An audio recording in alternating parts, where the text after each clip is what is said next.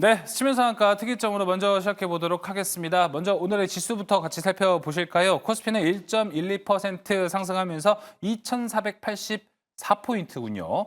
자, 그리고 코스닥은 0.45%도 상승하면서 조금 아쉽습니다. 오늘 좀만 잘했으면, 좀만 더 좋았으면 700선을 좀 뚫을 수 있었을 텐데 라고도 생각이 듭니다. 지수가 모처럼 좀 동반 상승을 했다. 특히나 코스닥은 장 막판에 들어 올렸던 부분들 내일까지도 이 좋은 분위기가 이어지면 참 좋을 것 같습니다. 오늘 모처럼 또 환율도 3.4원 내려가면서 현재 또 이제 1,435.5원의 오전까지 좀 내려간 모습이었습니다. 자, 내일 시장에 대한 전망, 상승 내일도 할 수 있을지 다양한 이야기 나눠보도록 하겠습니다. 함께 매니저부터 소개하겠습니다. 월수팀 나왔습니다. 이호근 매니저, 백인현 매니저, 박병주 매니저 나왔습니다. 어서 오세요. 반갑습니다. 네, 반갑습니다. 자, 먼저 오늘 장 한 줄 평부터 들어보도록 하겠습니다. 이호근 매니저님. 네, 내일 드디어 이제 아침에 되면 그 12월 미국의 FOMC 금리가 결정이 됩니다. 일단 여기에 대한 이제 기대감은 상당히 높은 것 같습니다. 왜냐하면 일단 금리 인하에 대해서 지금 패드 가치나 이런 데 90% 이상을 지금 예상하고 있기 때문에 결국 이 금리 지금까지 미국 시장이 올라왔던 게 결국 이 기대감으로 올라온 건지 아니면 금리 인하에서 뉴스에 팔 수도 있는지 아니면 오히려 금리 인하가 더 힘을 받아서 미국 증시가 또 한 번 올라갈지 하여튼 내일이 상당히 좀 중요한 그 이후의 흐름을 우리가 가늠해 볼 수 있는 중요한 날이 아닐까 이렇게 보여집니다. 네, 알겠습니다. 자, 그래도 FOMC를 앞두고 네. 우리가 관망세보다는 오늘 좀 그래도 지수가 상승했다라는 것 네. 기분 좋게 받아들여야 되지 않을까 싶습니다. 자, 이어서 백인현 매니저님 한 줄 평 들어볼까요? 네, FOMC 앞두고 고환율 수혜주 부각이라고 한 줄 평 하겠습니다. 고환율 수혜주 부각 네. 어떤 의미인가요? 일단 오늘 전반적으로 이제 지수가 반등하긴 했는데 과거와는 조금 다른 모습을 보이고 있어요. 코스닥 네. 같은 경우에도 사실 원래는 지수를 끌어올릴 때 바이오가 주도주였는데 바이오가 힘을 못 썼거든요. 다른 이제 테마 위주로 지수가 올라가는 모습을 보였고 반도체 2차 전지가 관련 종목들이 좀 올랐습니다. 반대로 이제 코스피 같은 경우에는 여러분들이 잘 알고 계시는 고환율 전통적인 수출 비중이 높은 고환율 수혜주, 자동차 관련 종목이나 그리고 조선 관련 종목들이 강세를 보이는 만큼 최근에는 조금 약간 시장 트렌드가 조금씩 확실하게 바뀌고 있구나라는 게 체감이 될 정도로 시장이 빠르게 변하고 있다라고 생각을 하시면 될 것 같고 일단 기본적으로 개별 테마주들은 다 살아 있습니다. 자율주행, 로봇, 그리고 우장군 관련 종목들 개별 테마주들은 여전히 살아 있다고 생각하고 있기 때문에 여러분들도 이런 장에서는 테마별로 순환매 트레이딩을 여러분들이 잘만 하신다면 충분히 수익을 잘 낼 수 있는 그런 장이다라고 말씀을 드리겠습니다. 네, 확실히 매니저님들의 힘이 많이 필요한 시장이지 않을까 싶습니다. 자, 이어서 박병주 매니저님 오늘 장 한 줄 평 어떻게 써주셨나요? 자, 제가 이제 준비한 그 그림이 있습니다. 로켓포가 쏘아올리는 그림인데, 제가 이 간절한 제 간절함입니다. 우리나라 시장이 이렇게 했으면 하는 간절함인데, 오늘 그 한국 대표 우량주가 강했습니다. 한번 예를 들어볼까요? 기아가 장중에 7% 올라갔고, 현대차도 5%, 그리고 삼성 SDI, 포스코홀딩스도 모처럼 삼성전자도 외국인들이 매수가 들어왔고요. 그 다음에 KB금융지주, 이렇게 우리나라를 대표하는 그 대표 우량주가 아침부터 마감 시간까지 계속해서 올라갔습니다. 그러면 수급에서는 외국인들이 오늘 2,400억 이상을 매주 했고요. 그리고 연기금도 계속 매수를 봐줘주는 그런 힘이 나타나고 있죠. 그래서 이거를 본다면 이제 우리나라 시장이 이제 그 탄핵 그런 부분의 어두운 면을 깨치고 저는 이제 내년 트럼프 대통령이 취임식 할 때까지 즉 1월 중순까지는 계속 올라가는 그런 흐름이 나올 것이다. 우리가 그때 이렇게 올라갈 때 모처럼 수익을 내는 기회로 잡았으면 좋겠다라고 말씀드리겠습니다. 알겠습니다. 그렇다면 박병주 매니저님은 최근에 시장이 좀 그래도 아쉬운 것 중에 하나가 네네. 코스피 기준으로 네. 2,500선을 시원하게 뚫지는 못하고 있습니다. 네네네. 근데 트럼프 취임 전까지는 2,500은 충분히 좀 뚫을 거라고 보시나요? 지금 우리 지수가 거의 한 2,500 다 왔거든요. 네, 맞아요. 근데 저는 트럼프 취임 전까지는 2,500이 아닌 저는 2,700까지도 굉장히 세게 말씀을 좀 드리고 싶어요. 그러니까 우리가 너무 지금 자신감이 없는데 지금 우리 시장은 이미 지금 저점을 찍고 올라가고 있습니다. 그래서 자신감을 가질 필요가 있겠고 저는 그래서 우리나라 시장이 한 1월 중순 때 무렵까지는 2,750선, 잘하면 2,800도 가지 않을까 말씀드립니다. 이호근 매니저님이나 백인현 매니저님은 이 의견에 동의를 하십니까? 어떠세요?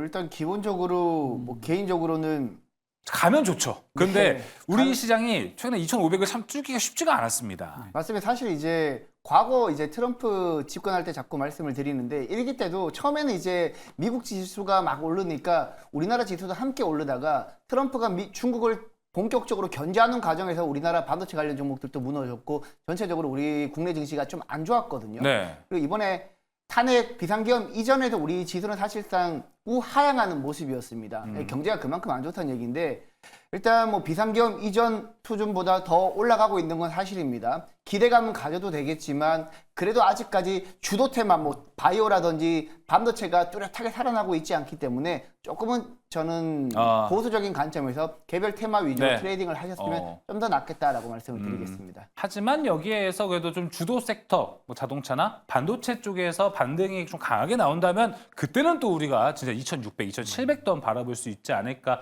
싶습니다. 이호근 매니저님도 뭐 간략하게 해주실 말씀이 있다면 또 일단은 지수에 뭐- 관해서 들어볼게요. 네, 일단은 이제 지수는 뭐 당분간 좀 큰 기대는 못할 것 같고요. 지금 이제 시장에서 이제 그러다 보니까 요즘 이제 개별 종목 테마주 뭐 이런 장이 지금 막 이제 그 정신없이 막 지금 펼쳐지고 있습니다. 그래서 네. 지금은 그냥 계속 종목에 초점을 맞춰야 되지 않나 이렇게 보입니다. 알겠습니다. 네. 일단은 백인현 매니저, 이호근 매니저는 종목에 초점을 맞춰 보자였고 여기서 이제 박병주 매니저님이 홀로 2,700 외쳐주셨습니다. 진짜 근데 이제 취임할 때쯤 1월 중순쯤에 박병주 매니저님 2,700 가면은 매니저님만 이제 딱 내가 말하지 않았냐 이러면서 2,700 간다 이렇게 얘기해 주셨기 때문에 또 이런 포인트 저희가 1월 중순쯤에도 한번 피드백 그리고 리뷰도 한번 해보도록 하겠습니다. 자, 그럼 이제 한 줄평, 안 줄평 모두 들어봤고요. 바로 특이점 들어가서 내일 시장에 대한 전략 들어보도록 하겠습니다. 첫 번째 특이점 열어주시죠. 자, 일본의 완성차 업체 혼다와 닛산이 경영 통합을 위한 논의를 진행 중이라는 소식, 그리고 오늘 뭐 자율주행 규제 완화에 대한 기대감, 또 현대차 이동석 대표가 연말까지 생산량을 최대로 끌어올리겠다, 이런 다양한 호재와 함께 현대차와 기아를 비롯한 이 완성차 섹터가 오늘 아주 강하게 올라갔습니다. 자, 시기적으로 보면요, 최근에 이제 새해 연초에 현대차와 기아의 주가가 되게 좋았던 것들 여러분 아시는지 모르겠습니다. 작년도 그리고 올해 연초에도 현대차의 주가가 진짜 좋았거든요. 올해도 좋지 않을까, 좀 이런 기대가, 내년에도 좋지 않을까, 좀 다양한 기대가 좀 있습니다. 일단 박병주 매니저님, 오늘 다양한 이슈 많았습니다. 뭐 혼다와 닛산 통합 이슈도 있었고요, 자율주행 규제 완화, 그리고 현대차에서 이제 연말 생산량 끌어올리겠다, 다양한 호재가 있었습니다. 여기서 네네. 가장 긍정적으로 보신 뉴스는 뭡니까? 저는 이제 그 두 가지를 말씀드린다면 자율주행 규제 완화 같은 경우는 이미 그 테슬라 주가가 미국 증시에서 가장 현재 지금 주도주로 올라가면서 이런 부분들을 미리 알려줬다라고 생각을 하고요. 그 첫 번째 포인트가 되겠죠. 자율주행이 이렇게 계속 규제 완화가 되면 결국은 전기차 시장이 계속 시장 점유율이 지금 10%지만 50%를 향해서 나가는 포인트가 되겠고, 네. 그 다음에 또 굉장히 중요한 뉴스가 우리한테는 좋은 뉴스죠. 일본의 닛산과 혼다가 합병을 지금 준비하고 있고, 그 다음에 그쵸. 그 닛산의 모회사인 미쓰비시 자동차까지도 합해서 합병을 한다고 했는데, 그런데 이 부분 뉴스가 나오면서 오늘 우리 기아 자동차 주가가 최근에 한 40일 박스권을 뚫었어요. 40일 동안의 박스권. 네. 아마 전체 대형주에서는 가장 강하게 먼저 치고 가는 흐름이 나타난 건데, 그러면은 이제 이런 뉴스가 과연 그 행간의 의미가 뭘까라는 것을 우리가 또 탐구할 필요가 있고요. 그리고 또 자율주행 그런 부분도 탐구할 필요가 있는데, 네. 제가 준비한 전 세계 시장 자동차의 전기차의 소프트웨어 경쟁력을 나오는 그런 그림과, 그 다음에 전 세계 전기차의 어느 부분이 지금 시장 조율이 높은가, 그거를 보면 설명을 좀 드리도록 하겠습니다. 제가 준비한 자료입니다. 자, 거기 먼저 왼쪽에 있는 그림은요, 소프트웨어에서 경쟁력, 이제 10에서 중국 회사가 그 4개가 있습니다. 보시면 테슬라 가장 위에 있고, 그다음에 중국의 나오, 그다음에 네 번째가 걔가 강조해 있는 리비안이죠. 리비안 같은 경우는 지금 미국에서 가장 핫한 전기차입니다. 그리고 또 그다음에가 루시드예요. 제가 루시드 굉장히 강조드렸던 회사입니다. 그리고 쭉쭉 밑으로 내려가면 우리나라 현대차가 15위고요.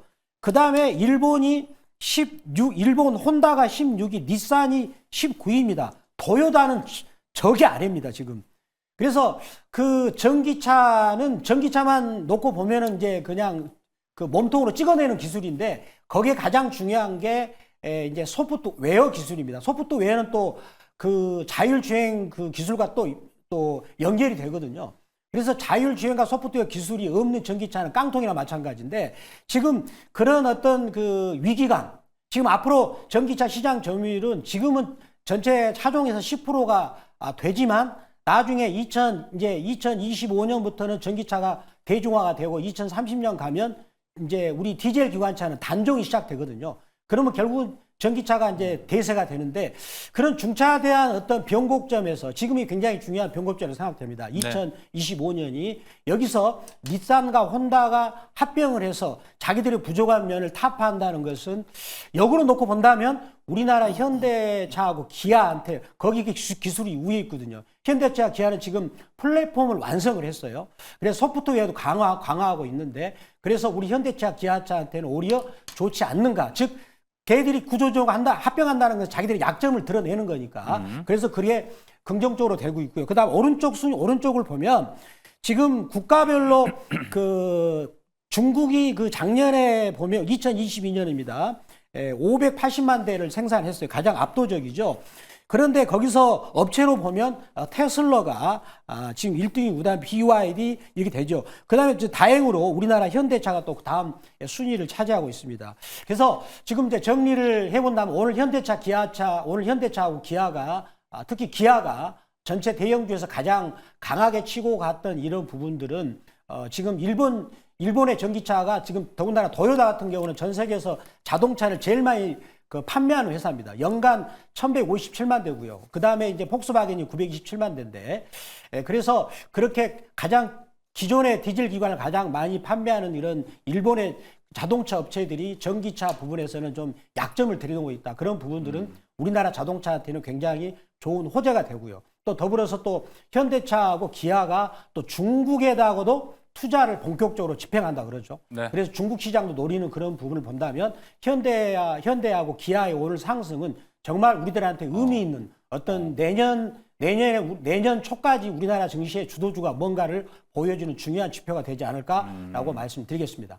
네, 알겠습니다. 일단은 일본 업체들 혼다와 닛산이 통합을 한다라는 것은 지금 뭐 많은 분들이 아시다시피 이것은 뭐 오히려 두 기업의 약점을 좀 보완하기 위해서 하는 것인데 기존에 있던 약점이 좀 문제가 되고 있는 것 같고 이럼에도 불구하고 현대차와 기아는 경쟁력이 아직 확실히 있기 때문에 여기에 좀 반사이익을 본다라고 우리가 해석을 해볼 수 있을 것 같습니다. 박병주 매니저님 추가적으로 전기차 쪽으로 좀 중점적으로 얘기를 해주셨잖아요. 네네. 근데 아마 시청하시는 분들도 이 부분은 좀 의아하실 것 같아요. 아니 전기차, IRA, 미국에서 세제 혜택 없애겠다며. 그래서 어제 2차 전지 다 빠진 거 아니야? 네. 근데 완성차는 이렇게 올라? 그래서 앞으로 좋다. 솔직히 좀 어디에 장단을 맞춰야 될지 모르겠거든요, 지금. 네네네.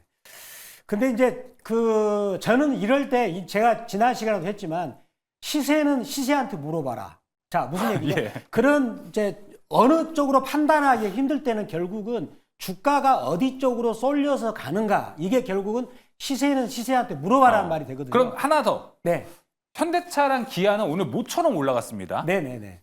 이걸 오늘 하루 오른 시세한테 물어봤더니 좀 어떤 답변이 나오나요? 제가 이제 그러면 기아의 그 일목균형표라고 있습니다. 예. 굉장히 기술적 분석에서는 중요한 그림인데 제가 일목균형표를 보면서 제가 말씀드리겠습니다. 그걸 질문 나올까 미리 준비했는데요. 제가 색깔을 노란색으로 칠했거든요. 노란색으로 칠했는데 지금 참고로 현대차하고 기아 같은 경우는 올해 7월 초부터 우리나라 전체 시황보다 먼저 하락을 했죠. 즉 트럼프가 대통령이 될 가능성을 염두에 두고 관세에 대한 부정적인 부분을 먼저 반영해서 빠졌는데 이제 주가가 보시면은요, 제가 여기서 그 동글뱅이를 한번 칠해볼게요. 이런 부분은 하락이 진행되고요. 네모에 해당되는 부분은 지금 하락이 멈추고 나서 거의 한 30일 정도를 기간 조정을 했어요. 네. 그리고 나서 오늘 그 보시게 되면 오늘 이제 여기 이제 일목균형표에서 보시면 앞에 있는 구름대를 뚫으면서 거기 이제 구름대 위를 딱 그 고개를 쳐서면 이제 뒤밀었습니다. 그리고 나서 앞에 있는 구름대가 드디어 이제 우분에서 양운으로 전환한 건데 이거는 본격적인 추세가 전환하는 그런 이제 신호가 됩니다. 그래서 제가 아까 그런 우리나라 그 자동차 업체의 혼재가 악재가 이렇게 혼재할 때는 그런 부분들이 혼재할 때 결국은 시세한테 물어봐라 그러는데 예. 결국은 현대차하고 기아의 시세를 보니까 이제는 그동안에 멈춤을 통해서 기간 조정하고 나서 이제 본격적으로 올라가는 그런 상황이 노출됐다라고 봅니다. 네. 따라서 저는 제가 만약에 베팅을 한다면 우리나라 대형주에서는 기아 쪽으로 베팅을 할 거고요. 오히려? 그리고 네. 또 자동차 부품도 눈여겨볼 필요 있다라고 말씀드리겠습니다. 네, 알겠습니다. 이것만 그럼 짚고 넘어가겠습니다. 백인현 매니저님과 이혁은 매니저님 같이 이야기를 좀 해주시면 좋을 것 같은데 매니저님들도 이제 앞으로 좀 완성차를 볼 때 전기차 판매가 좀 골자가 될 것 같습니까? 단답으로 대답해 주셔도 됩니다. 백인현 매니저님. 네, 저는 지금 당장은 전기차 많이 파는 기업이 주가가 올라간다라고는 생각하지는 않습니다. 않는다? 네, 우리나라, 예. 왜냐하면 이제 전기차 같은 경우에는 트럼프가 이제 본격적으로 내년 1월부터 집권을 하기 시작하면 네. 뭐 IRA 법안 보조금도 손댄다는 얘기도 있고 기본적으로 보조금을 손대버리면 전기차 시장이 생각보다 위축될 가능성이 높거든요. 그리고 우리나라 현대차랑 기아가 지금 미국 시장에서 점유율을 올려가고 있는 이유가 뭐 단정적으로 말씀드리면 전기차도 판매하지만 내연기관. 기본적으로 내연기관차, 특히 이제 하이브리드 차량이 그쵸. 많이 판매가 되기 때문에 영업이익률이 두 자릿수가 나오는 거거든요. 오히려 테슬라보다 영업이익률이 더 잘 나온단 말이죠. 제가 준비한 PPT 첫 번째 페이지 잠깐만 보여주시게 되면 예. 지금 제가 현대차와 기아 미국 11월 소매 판매 전년 동기 대비 합산 기준으로 15% YOY 15% 성장한다고 이렇게 적어놨는데 미국 시장 자체적으로 11월 자동차 판매 성장률이 10% 정도입니다. 그러니까 평균적인 성장률보다 더 합산 성장률은 더 높다라고 보시면 될 것 같습니다. 이렇게 평균적인 시장 성장률보다 현대차 그룹의 성장률이 더 높은 이유는 아무래도 저는 하이브리드 차량이라고 보면 될 것 같고요. 다만 이제 우리 자동차 업체들도 마찬가지고 우리 내수 시장이 굉장히 안 좋아요. 네. 내수 시장이 너무 안 좋기 때문에 자동차 관련 종목들이 최근에 주가가 하락하고 있는 거였거든요. 근데 미국이나 유럽 시장에서 시장이 살아나야 되는데 뭐 트럼프가 자동차에도 관세 매긴다고 하죠. 이러다 보니까 최근에 전기차가 뭐 현대차나 기아 완성차 업체들이 주가가 조금 다운됐는데 오늘 상승 이유는 개인적으로 봤을 때는 환율 때문이라고 보고 있습니다. 고환율이니까. 사실 이제 앞서 잠깐 환율 관련해서 말씀을 드렸지만 네. 원달러 환율이 지금 1,430원대 고환율 수준에서 계속해서 유지되고 있어요. 지금 원래 기준금리가 계속해서 하락할 때는 미국 국채 수익률 같은 경우 4.3%보다 언더로 빠져야 되는데 지금 네. 최근 계속 미국 국채 수익률이 10년물이든 2년물이든 4.2%에서 4.3% 사이 왔다 갔다 하고 있거든요. 그만큼 향후에 트럼프가 집권하게 되면 12월 달 FOMC에서는 뭐 확실하게 기준금리가 25bp 인하 되겠지만 그 이후 내년을 봤을 때 원래 내년에는 기준금리가 4차례 정도 인하될 것으로 보고 있는데 이번에 FOMC 기준금리가 25bp 인하하고 점도표 발표할 때 내년 기준금리 인하 횟수가 4차례보다 더 적어질 경우에 그럴 경우에는 국채 수익률이 더 올라갈 가능성이 높거든요. 국채 수익률이 올라간다는 얘기는 원달러 환율 같은 경우에도 계속해서 고환율에 머무를 가능성이 높다. 그렇기 예. 때문에 자동차 관련 종목들이 오늘 오른 이유가 그것 때문이지 않나라고 생각을 하고 있어요. 그래서 지금 뭐 전기차 많이 판매하고 있고 그리고 내연기관차 하이브리드 차 많이 판매하고 있어서 올라간 게 아니라 제가 봤을 때는 환율 때문입니다. 환율? 그래서 여러분들이 어떤 섹터를 접근을 하실 때 그 섹터가 올라가는 이유를 명확하게 여러분들이 제시를 하셔야 됩니다. 그 제시를 하시고 그 기준에 부합하지 않을 경우에는 빠져야 된다는 얘기예요. 네. 예를 들면 환율이 만약에 꺾이기 시작하면 원달러 환율이 1,430원 아래로 계속해서 급격히 빠지기 시작하면 자동차 업황이 좋더라도 저처럼 환율 때문에 자동차 업체를 투자하시는 분들은 오히려 팔아야 된다는 거죠. 그런 식으로 여러분들이 접근을 하셨으면 좋겠습니다. 그러면 지금 당분간은 좀 환율을 기준으로 자동차 보는 게 맞다? 네, 저는 어. 환율을 기준으로 보는 게 맞다고 생각을 예. 하고요. 네, 어차피 자동차 관련 종목들은 실적이나 그쵸. 저평가는 다 아는 사실입니다. 네, 다 네, 아는 네. 사실인데도 불구하고 최근까지 빠졌단 아하. 말이죠. 그것만 기억하시면 될 것 예, 같습니다. 알겠습니다. 자, 그러면 이건 또 궁금하네요. 이호근 매니저님. 네네. 최근에 올해 연초 포함 작년 연초 2년 연속으로 보면은 연초 상반기 1분기 때 보면 현대차와 기아의 주가가 진짜 좋았습니다. 새해가 되면 여긴 주가가 되게 좋네? 라고 생각이 들다 보니까 지금 연말이고 현대차가 오늘 모처럼 이렇게 올라갔습니다. 이러다 보니까 내년 연초에도 좀 강하게 올라가지 않을까라는 기대감도 좀 있는 상황이거든요, 지금. 네. 어떻게 좀 보십니까? 네, 제가 이제 자동차 좀 간단히 설명 좀 드릴게요. 일단은 지금 그 환율 부분은 맞는 것 같아요. 왜냐하면 지금 일본하고 우리하고 이제 경쟁 구도에 있기 때문에 이 환율 부분이 자동차에 상당히 좀 중요한 역할을 미치는데요. 네. 근데 이제 중요한 거는 최근에 이제 글로벌 자동차 시장의 지형이 변화가 되고 있습니다.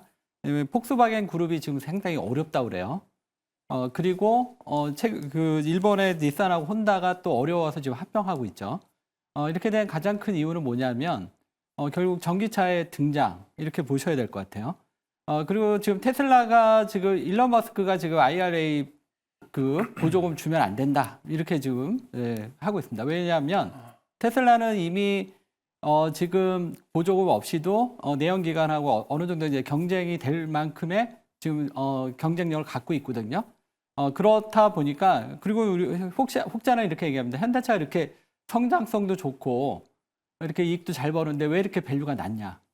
그리고 왜 테슬라는 현대차보다 영업이익이 낮은데 왜 시가총액이 훨씬 더 크냐?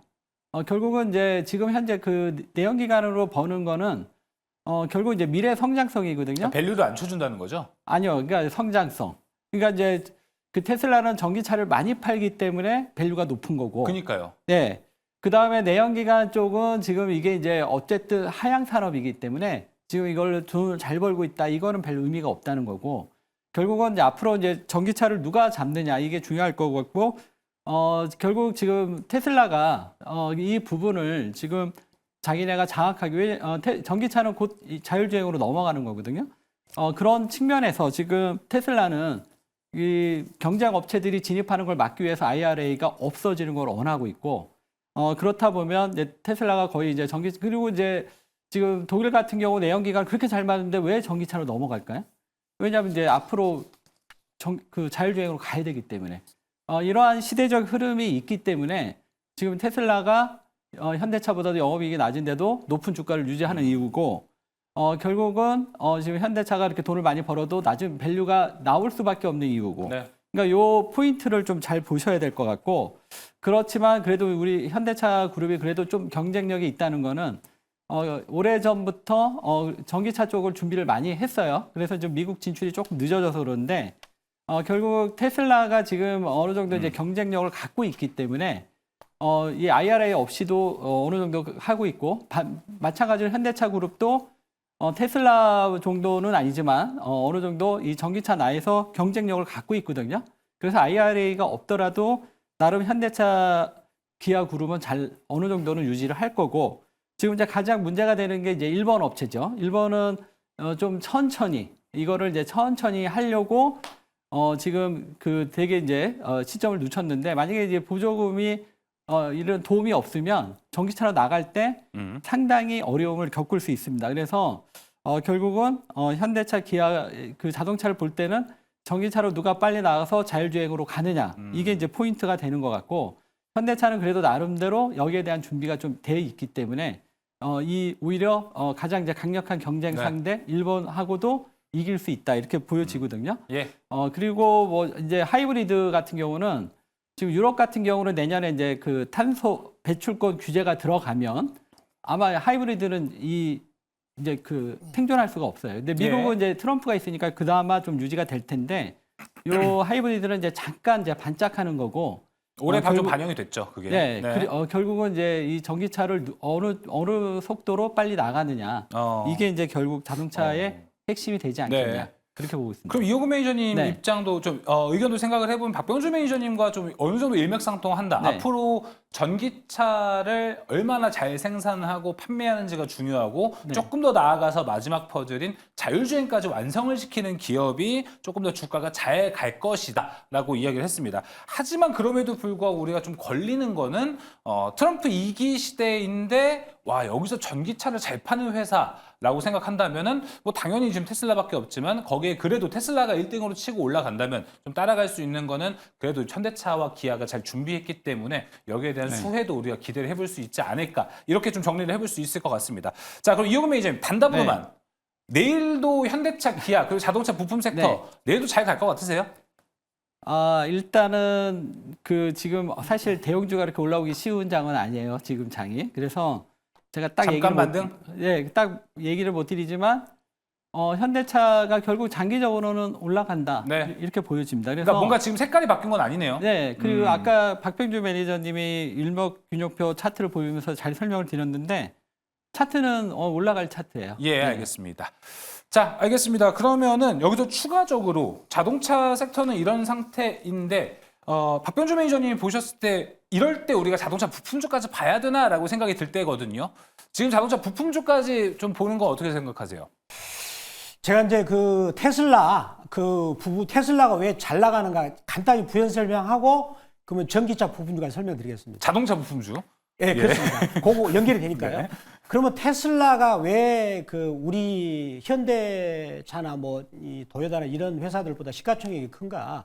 결국은 FSD라고요. 그렇게 풀 셀프 드라이빙, 완전 자율 이제 그거를 지금 현재 그 한 4단계, 5단계를 가고 있거든요. 그러면은 테슬라 같은 경우 우리가 이제 전기차 같은 경우는 소프트웨어 즉 자율주행 기능이 그 약하다. 그러면 고객들이 그 자동차 살 때 5천만 원 주고 이제 삽니다. 네. 그러면 옵션이 없잖아요. 근데 그런 차는 마진이 자동차 회사 입장에서는 5%도 안 됩니다. 근데 테슬라 입장에서는 옵션으로 완전 자율주행 옵션을 넣게 되면 그 옵션을 추가적으로 넣었을 때 자동차 값이 5천에서 거기다 2천만 원 더해서 7천만 원을 받는데 그런데 그거 FST는 소프트웨어입니다. 그렇기 때문에 테슬라 입장에서는 거의 비용이 안 들어가요. 고정비가 안 들어갑니다. 네. 그래서 테슬라 마진은 일반 자동차 회사들보다 훨씬 높은 영업이익률이 거의 30% 정도 된다는 거죠. 그리고 또 자동차 대수가 많이 판매할수록 테슬라한테 유리할 수밖에 없다. 그러면 지금 테슬라가 올라가는 이유가 바로 그것 때문에 그럽니다. 테슬라 주가 올라가는 요즘에 지금 사상 최고치를 뚫고 있고 그리고 미국의 전기차 리비안, 루시드 이런 회사들도 같이 올라가거든요. 근데 그 회사들이 또 소프트웨어 기술을 줬습니다. 그래서 최근에 우리나라 자동차 부품 회사들도 보면 전통적으로 자동차 부품을 공급하는 회사들 주가는 안 가고요. 그 이제 자율주행에 해당되는 소프트웨어 기술이 있는 회사들 이런 회사들이 지금 그 테슬라 주가 움직임과 같이 움직이는 경향이 있더라고요. 그래서 우리가 자동차 부품주를 볼 때도 이제는 전기차의 그 이제 단순 부품이 아닌 소프트웨어를 추구하는 회사 이런 쪽을 봐야지 않겠는가라고 저는 말씀드리겠습니다. 예, 알겠습니다. 자, 그러면은 이거 하나만 더 짚어보도록 하겠습니다. 백인현 매니저님, 아까 달러의 영향이 좀 있다라고 얘기해 주셨잖아요. 네. 근데 오늘 현대차의 이제 이동석 대표가 연말까지 생산량 끌어올리겠다라는 뉴스는 어떻게 해석하셨어요? 연말까지 생산 단가 생산량 끌어올리겠다라고 생산량을 이야기를 했잖아요. 그렇다는 거는 이거는 수요도 있다라는 우리가 해석도 되지 않을까 생각도 좀 뭐 들어서요. 일단 생산량을 끌어올리겠다라는 것은 뭐 내년에 대한 기대감이 조금 더 부각된다라고 보시면 될 것 같은데 일단 뭐 그 멘트 자체는 긍정적입니다. 하지만 항상 이제 자기가 뭐 자기 회사라든지 뭐 예를 들어서 우리가 이제 기업 IR한테 전화를 한다든지 네. 했을 때 항상 좋은 얘기만 합니다. 좋은 얘기만 하기 때문에 우리 투자자 관점에서는 항상 색안경을 끼고 기업을 바라봐야 되기 때문에 그쪽에서 그렇게 멘트를 하더라도 실제 우리는 매크로 데이터만 보고 접근을 하셨으면 좋겠습니다. 알겠습니다. 자, 백인현 매니저님 바로 종목으로 들어가 보도록 하겠습니다. 첫 번째 특이점에서 압축된 최고의 종목은요? 네, 일단 저는 여전히 자율주행에 포커스를 맞춰야 되지 않나라고 생각을 하고 있기 때문에 SOS랩이랑 스마트 레이더 시스템을 말씀드리도록 하겠습니다. 예, SOS랩과 스마트 레이더 시스템, 자율주행 확실히 방점에 좀 우리가 하이라이트를 두자라고 이야기해봤습니다. 이호근 매니저님 종목은요? 네, 저는 그 HL 만도 아무래도 이제 지금 백인정 매니저께서 얘기한 그 종목들 자율주행 그 전 단계가 지금 그 만도가 그 역할을 좀 하고 있지 않나 ADAS. 그래서 이제 이 부분은 결국은 이제 미래 이제 산업으로 나가는 이제 부품 회사다 보니까 지금 다른 자동차 부품 회사들이 좀 어렵지만 만도는 나름 어느 정도 실적도 나오고 있고 네. 최근에 좀 성장성도 좀 보여주고 그쵸. 있고요. 그리고 예. 앞으로도 계속 또 잘 나갈 수 있고. 알겠습니다. 그렇습니다. 자, 이어서 박병주 매니저님 아까 멘트 중에 언뜻 기아를 제가 들었던 것 같거든요. 네네. 기아가 맞습니까? 네, 저는 영원히 막 기아를 사랑합니다. 갑자기 여기서 영원히 고백을. 네, 그래서 기아를 또 사랑할 수밖에 없습니다. 이 회사는. 네. 그 아까 제가 그래프를 설명을 이제 드렸었고요. 이 회사를 제가 그 말씀드린 이유는 제조업에서 지금 자기 자본 대비 이익률이 17%, 20%를 넘나들고 있습니다. 그러면 ROE라는 거죠. ROE가 17%, 20%면 그 안에는 그 회사가 지금도 어려운 상황에서 성장성이 매우 좋다는 겁니다. 그리고 수익성도 좋다는 것이 되겠죠. 그러면 성장성과 수익성이 좋은 회사, 이 회사가 지금 그 주당 현재 거래되고 있는 게 멀티플이 퍼 3.5배를 거래되고 있어요. 이거는 정말 말도 안 되는 거다. 저평가 상태다. 그렇죠. 네. 그래서 오늘 이런 부분들이 이제 반영돼서 기아가 가고 있는데 네. 기아가 나아갈 길은 우리나라 증시가 내년까지 나아갈 길을 먼저 네. 보여주고 있다라고 말씀드리면서 저는 예. 기아를 말씀드리겠습니다. 네, 첫 번째 특이점 종목까지 모두 들어봤습니다. 자, 여기서 마무리하고요. 두 번째 특이점으로 넘어가 보도록 하겠습니다. 두 번째 특이점 열어주시죠.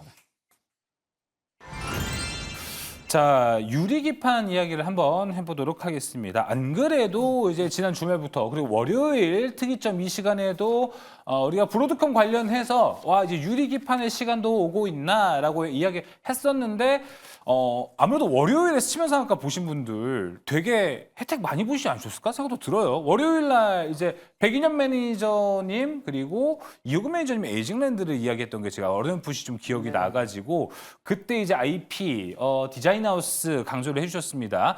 그뿐만 아니라 이제 유리기판에 대한 시간도 한번 마련해 보면 좋을 것 같아서 오늘 특이점에서 해보면 좋을 것 같은데요. 자, 백인현 매니저님. 네. 자, 우선은 브로드컴이 지금 정말 핫합니다. 근데 여기서 이제 유리기판까지 올라가고 유리기판의 종목들도 오늘 많이 올라갔는데 우리가 지금까지 봐왔던 것보다 좀 많이 올라왔습니까? 상황이? 네, 일단 뭐 유리기판 상용화 뭐 프로젝트는 계속해서 잘 진행 중인 것으로 알고 있고요. 사실 이제 브로드컴으로 인해서 지금 ASIC 맞춤형 반도체에 부각되었고 그리고 브로드컴이 유리기판을 사용한다는 얘기 때문에 최근에 뭐 디자인 하우스라든지 그리고 유리기판 관련 종목들이 움직이는데 일단 미국 쪽에서는 맞춤형 반도체 ASIC 반도체를 집중적으로 생산하는 기업이 브로드컴이랑 마벨 테크놀로지입니다. 근데 두 기업 같은 경우 사실 오늘 새벽에는 조정을 좀 받았어요. 네. 조정을 받았는데도 불구하고 우리 관련 종목들이 올랐거든요. 근데 유리기판 관련 종목들도 오늘 뭐 필옵틱스를 필두로 전체적으로 조금 긍정적인 모습을 보여줬습니다. 이 이유는 결국에는 유리기판이 상용화될 수밖에 없다라고 저는 생각을 하고 있기 때문입니다. 제가 준비한 PPT 자료 두 번째 페이지 한번 띄워주시게 되면 유리기판 같은 경우에는 기존에 이제 플라스틱 기판 대비 굉장히 많은 장점이 있습니다. 제가 여러 가지 장점에 대해서 정의를 해놨는데 네. 플라스틱 기판 같은 경우에는 플라스틱 기판 위에 반도체 칩을 실장하고 밑에 솔더볼을 부착해서 이제 사용을 하는데 유리기판 같은 경우에는 기판 내부에 MLCC를 탑재 가능하고요. 그리고 유리기판 위에 많은 반도체 칩을 실장할 수 있기 때문에 플라스틱 기판보다 더 많은 반도체 칩을 실장할 수 있다는 점에서 뭐 데이터 처리 속도라든지 발열에도 강하고요. 그리고 최근에 데이터 센터 같은 경우에는 사용되는 기판의 크기는 점점 대면적화돼 가고 있습니다. 근데 대면적화돼 가고 있을 때 발열에 되게 취약합니다. 면적이 넓어지면 넓어질수록 힘 현상이 더 심해지거든요. 근데 유리기판 같은 경우에는 단단하기 때문에 힘 현상이 없습니다. 기판의 크기가 커지더라도. 그렇기 때문에 장점이 있고 뭐 그 외에 전력 소모량 또한 30에서 50% 정도 감소할 수 있고요. 그리고 데이터 처리 속도도 개선되고 처리량도 개선되기 때문에 결국에는 유리기판 쪽으로 갈 수밖에 없다. 네. 전기차로 따지자면 기존의 타번계 배터리보다는 결국에는 전고체 배터리로 갈 수밖에 없듯이 끝판왕. 유리기판 같은 경우에도 기본적으로 플라스틱 기판이 유리 기판으로 대체되는 것은 뭐 필수적이다. 뭐 이렇게 보시면 될 것 같고요. 네. 제가 다음 페이지 한번 보여주시게 되면 제가 여러분들을 위해서 유리기판 관련 기업들도 쭉 적어놨습니다. 뭐 FNS테크뿐만 아니라 YC캠, 캠트로닉스, 필옵틱스, HB테크놀로지, SKC, 삼성전기. 특히 밑에 이제 SKC랑 삼성전기 보시게 되면 우리나라에서 이제 유리기판 사업을 제일 빨리 시작한 게 SKC입니다. 그렇죠. 2021년도에 자회사 SKC 앱솔릭스를 통해서 미국에서 유리기판 사업을 시작했고요. 실제 유리기판 실물을 SKC 앱솔릭스 같은 경우에 생산을 했습니다. 그리고 삼성전기 같은 경우에도 2024년 유리기판 시험 라인을 설치했기 때문에 SKC가 가장 빠르고 그리고 삼성전기가 따라가는 모습이다라고 보시면 될 것 같고 뭐 향후에는 누가 더 빨리 갈지는 또 여러분들이 업데이트를 하셔야 되겠지만 이렇게 흐름이 이어가고 있다. 그리고 글로벌 빅테크 기업들 같은 경우에도 유리기판을 채택하고 있는 수순으로 올라가고 있기 때문에 결국에는 유리기판은 시장을 주도하는 또 하나의 테마가 될 가능성이 저는 높다라고 보고 있습니다. 알겠습니다. 그럼 백인현 매니저님 보셨을 때 올해는 뭐 우리가 HBM의 한 해였잖아요. 네. 내년은 혹시 유리기판의 해가 될 수도 있다고 보세요?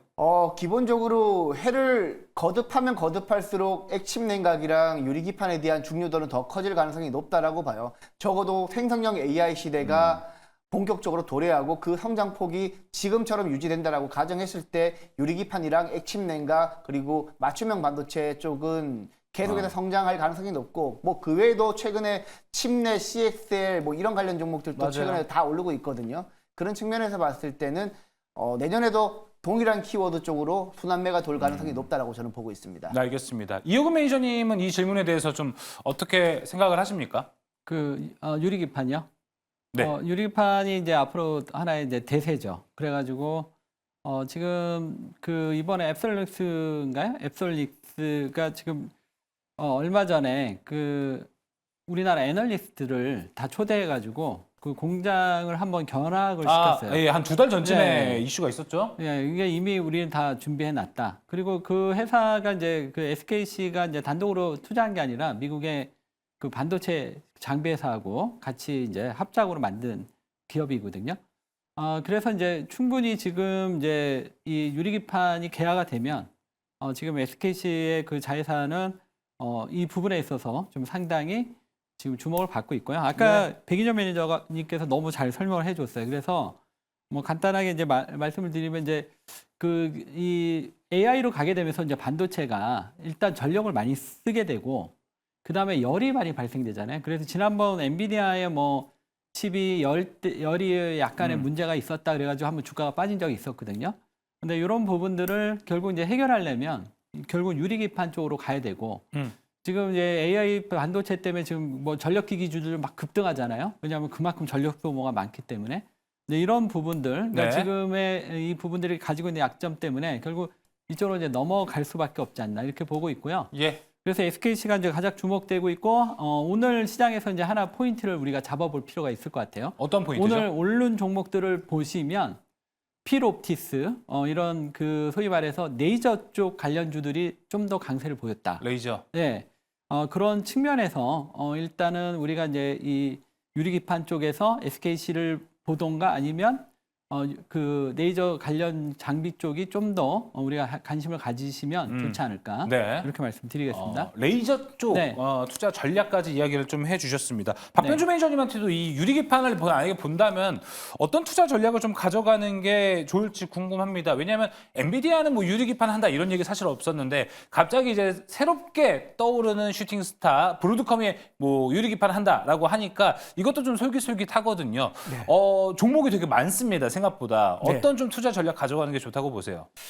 지금 이제 현재 미국에서 GPU에 떠오르는 이제 태오른 주자가 바로 방금 말씀드렸다시피 브로드컴인데요.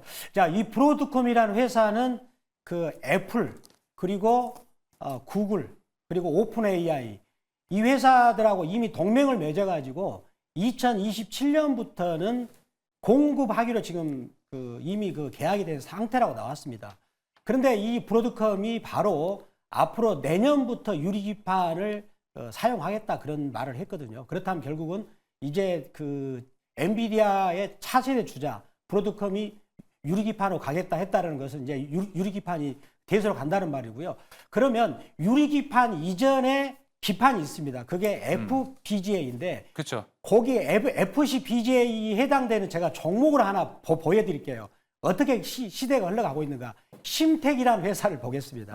심텍이라는 회사 주가를 보면 거의 망해가고 있어요. 제가 준비한 회사가 심텍인데 이 회사가 FCPGA인데 유리기판 전에 기판이거든요. 그러면은 시세는 시세한테 물어봐라 라는 말이 딱 통하는 거죠. 앞으로 차세대 기판은 유리기판으로 간다라는 걸 심텍의 주가가 정확하게 말해주고 있다라고 저는 그래서 말씀드리겠고요. 유리기판 관련주들 전략, 투자 전략이 어떻게 좋은 그렇다면 거예요? 지금 최근에 유리기판 관련주들이 SKC 같은 경우도 주가가 이번에 우리 전체 시황이 안 좋을 때 제법 많이 빠졌어요. 거의 고점에서 50%, 30% 정도 빠졌고요.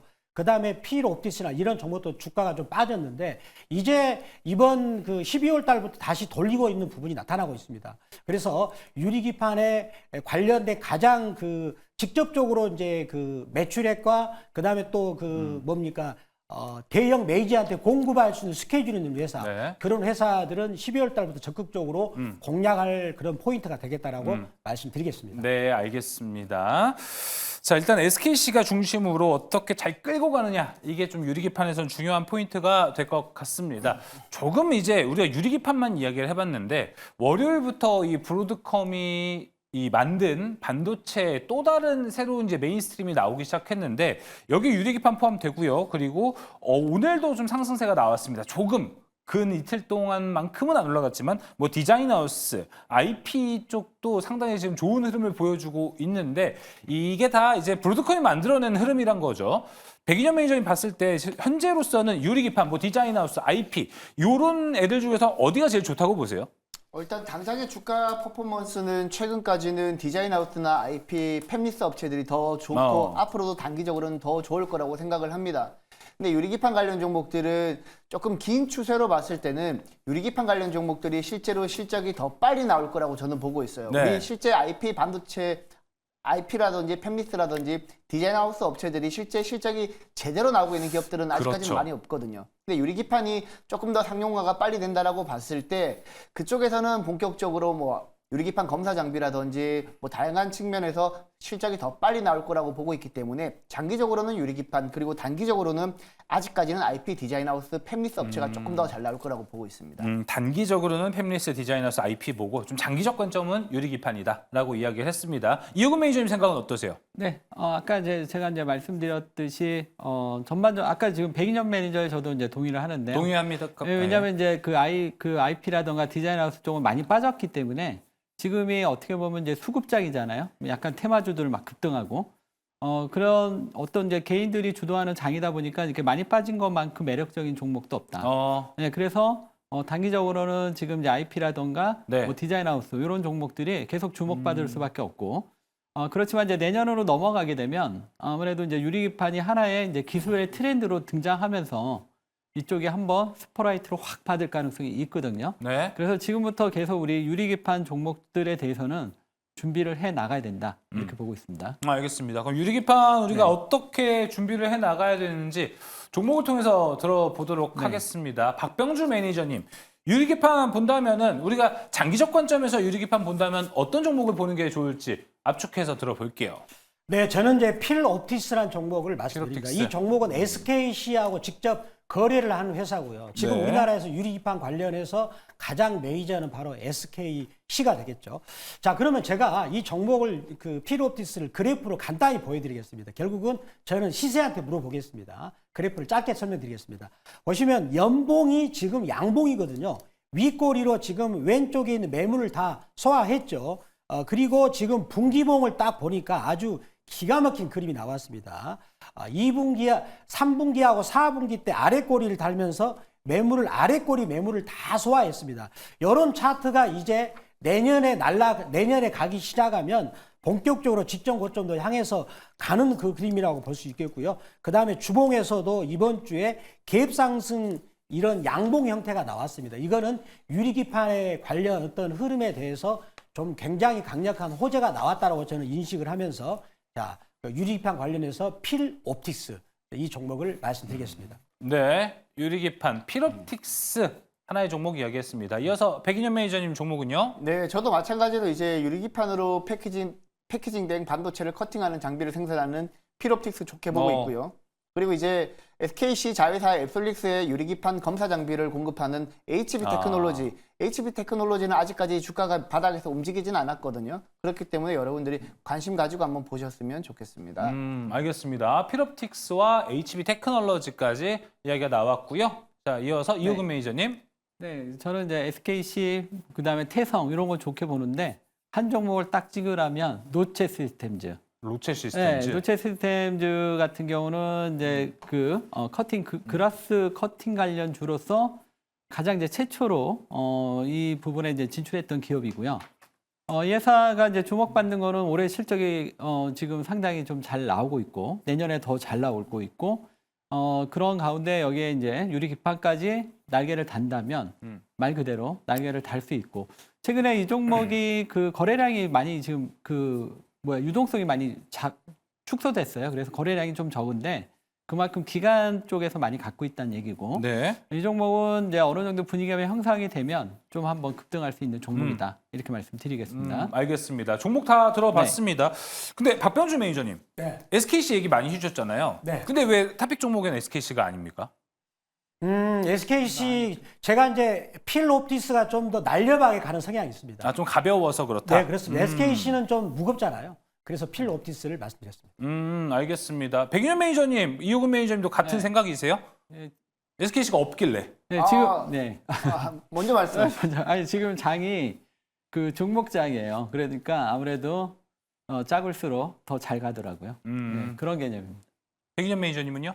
같은 생각이십니까? 같은 개념인데 SKC도 굉장히 좋은 기업이니까 만약 유리기판 투자하시고 변동성 좀 적게 안정적으로 우상향할 종목 찾으시면 SKC도 굉장히 좋은 종목이라고 말씀드리겠습니다. 예, 알겠습니다. 자, 일단은 현재 좀 종목 장세 그리고 또 가볍게 더 잘 올라갈 수 있는 종목을 선별해서 저희가 알려드렸다는 점도 체크 한번 해보시고 SKC는 어떤 기준으로 보면 되는지도 함께 확인해 보시면 좋을 것 같습니다. 자, 두 번째 특이점 마무리하고요. 세 번째 특이점으로 넘어가 보도록 하겠습니다. 세 번째 특이점 열어주시죠. 자, 그리고 CCUS 어제부터 이 탄소 포집 기술과 관련된 종목들이 쭉쭉 올라가고 있습니다. 자, 이게 사실 이제 바이든 정부 때부터 나왔던 건데 이번에 이제 트럼프 집권 시에는 혹시 이 탄소 포집과 관련된 세액 공제는 폐지를 하지 않을 수도 있다. 이 기대감으로 와, 우리나라에서 진짜 안 올라갔던 섹터 중에 하나인데 이 CCUS 탄소 포집 기술 관련된 종목들이 올라가기 시작했습니다. 자, 이 부분에 있어서 지금은 세액 공제 폐지하지 않을 확률이 좀 많이 높아졌다라고 해서 올라가는 건데요. 이호근 매니저님 보셨을 때도 이거 좀 연속성 있어 보이십니까? 네, 요거에 대해서 좀 이해를 돕기 위해서 좀 자세히 설명을 좀 드릴게요. 지금 이제 트럼프 그 에너지 정책의 가장 핵심이 그 LNG, 시엘가스예요. 시엘가스의 CEO가 지금 에너지부 장관이거든요. 이제 그 얘기는 지금 트럼프 정책의 에너지 정책의 가장 핵심이 LNG다. 이렇게 보시면 될 것 같고요. 과거 이제 바이든 때 이제 있었던 정책 중에서 왜 이 탄소 포집만 살아남느냐? 지금 이제 아까 트럼프의 가장 이제 에너지 정책의 핵심은 LNG인데 이 LNG가 그 만약에 태양광이나 풍력이라면 탄소 포집 필요 없죠. 그냥 그 자체가 이제 이산화탄소가 배출이 안 되니까.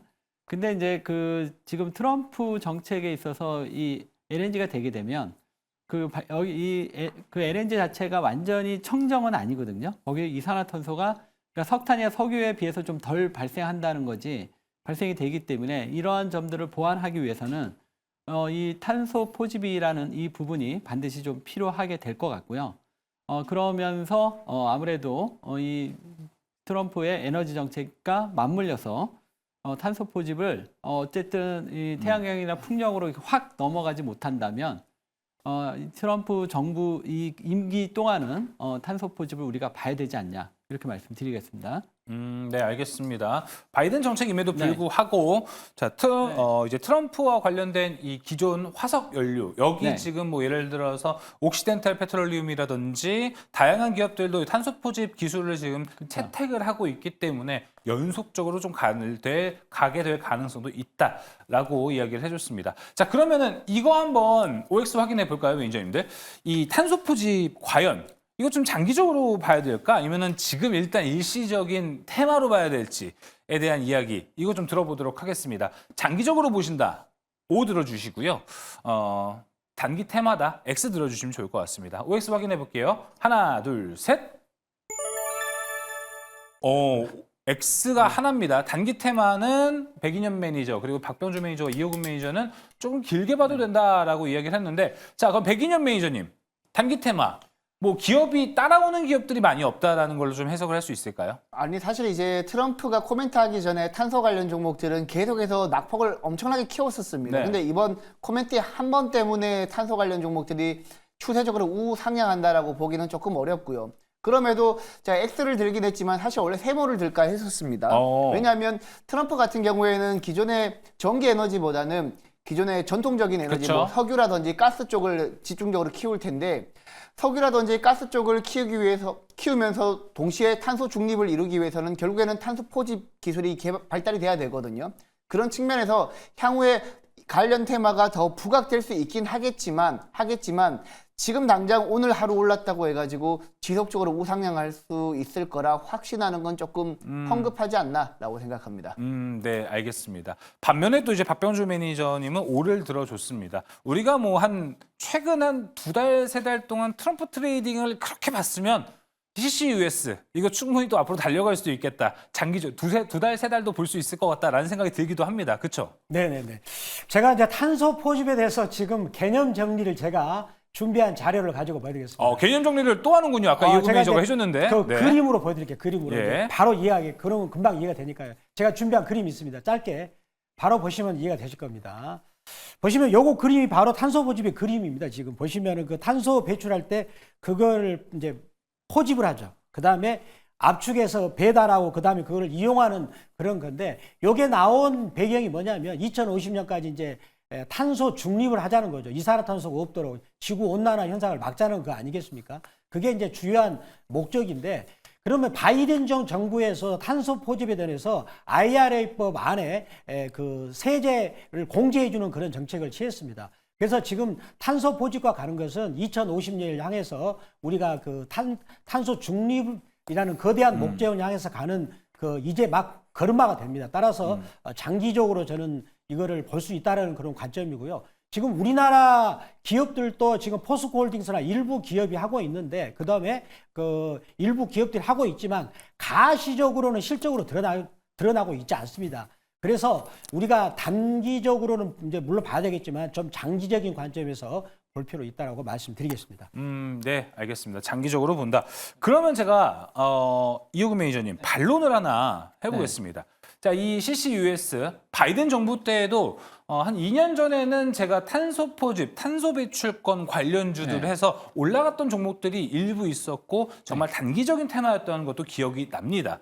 근데 그때 올라가고 사실 메리트가 없었습니다. 네. 근데 트럼프 정권이 바뀐다고 해도 이게 또 그만큼밖에 안 올라가지 않을까라고 생각이 들거든요. 네, 그 메리트가 없을 수밖에 없죠. 근데 O를 들어주셨잖아요. 네, 왜냐하면 네. 바이든 때는 태양광하고 풍력 이쪽이 거의 주력이었거든요.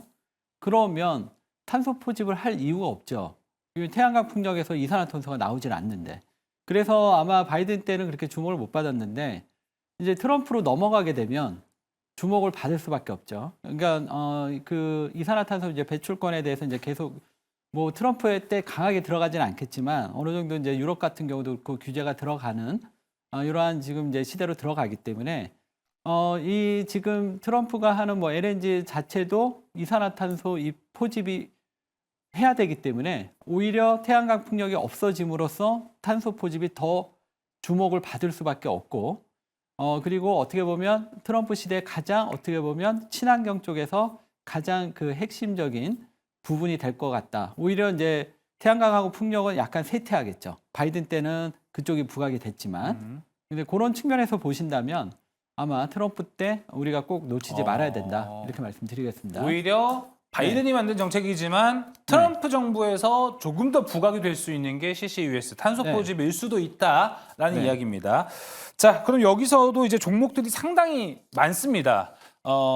실제로 탄소 포집 기술을 통해서 매출과 수익을 올리는 기업들이 없을 수도 있습니다. 하지만 일단 현재 단기 테마로 움직이고 있기 때문에 차트가 가장 중요할 것 같다라고 좀 생각이 듭니다. 박병주 매니저님, 종목은 좀 어디로 보는 게 좋을까요?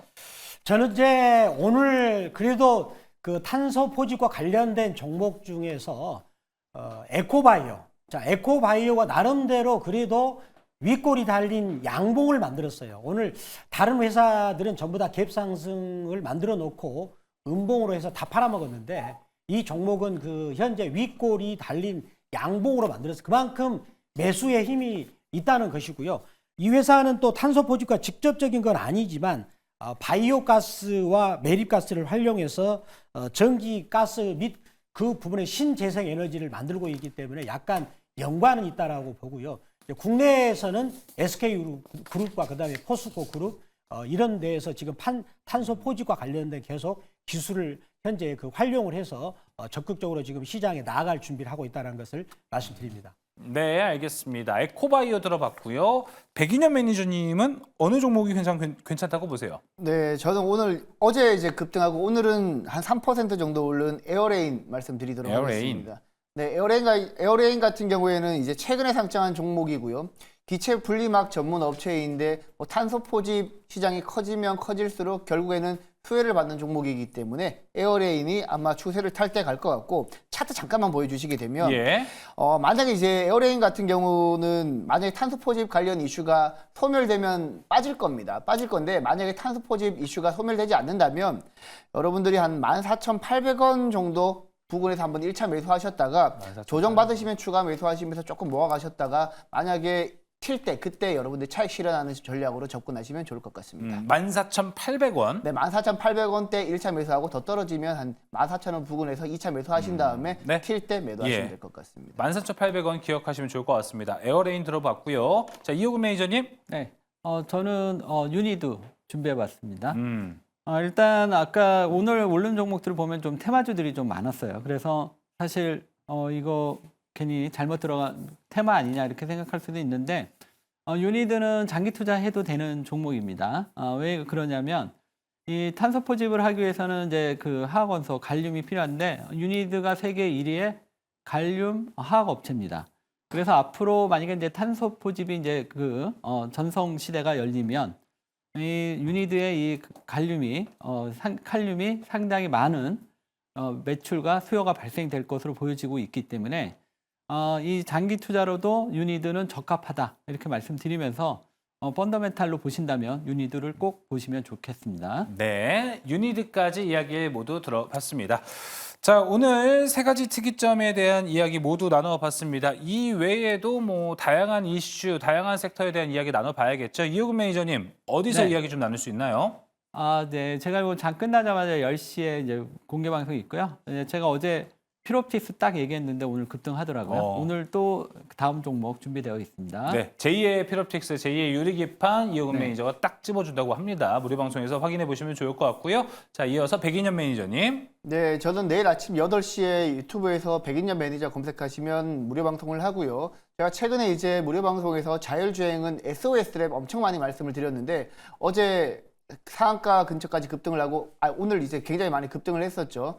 그만큼 다른 종목들도 여러분들한테 또 수익 줄 수 있는 종목들 알려드릴 테니까 내일 아침 8시에 백인년 매니저 검색하시고 들어오시기 바랍니다. 네, 내일 아침 제2의 SOS랩 급등주 될 수 있는 종목 찾아보고 싶다면 백인현 매니저 무료 방송 확인하면 좋을 것 같습니다. 박병주 매니저님. 네, 저는 오늘 밤 10시에 무료 방송 하고요. 제가 오늘 준비할 종목은 제2의 펩트론 형태. 펩트론이라는 종목이 주가가 비만 치료제 관련 부분에서 주가가 이제 거기서 재료가 반영돼가지고 저점에서 거의 한 20배 올랐는데 네. 그런 유사한 패턴의 그래프 오늘 그 HLB 제약과 HLB 생명과학 이쪽이 그림이 좀 심상치 않습니다. HLB 관련주를 집중적으로 오늘 우리 방송에서 말씀드리겠습니다. 네, HLB 그리고 펩트론, 제약바이오와의 관련된 이야기가 또 준비가 되어 있을 것 같습니다. 자, 우리 증시를 또 2,700까지 바라봤기 때문에 함께 우리 증시를 응원하고 궁금해한다면 박병주 매니저의 무료 방송 가셔서 좋은 인사이트 얻어가시면 좋을 것 같습니다. 자, 특이점은 여기서 마무리하도록 하겠고요. 이어서 특별한 탑5로 이어집니다.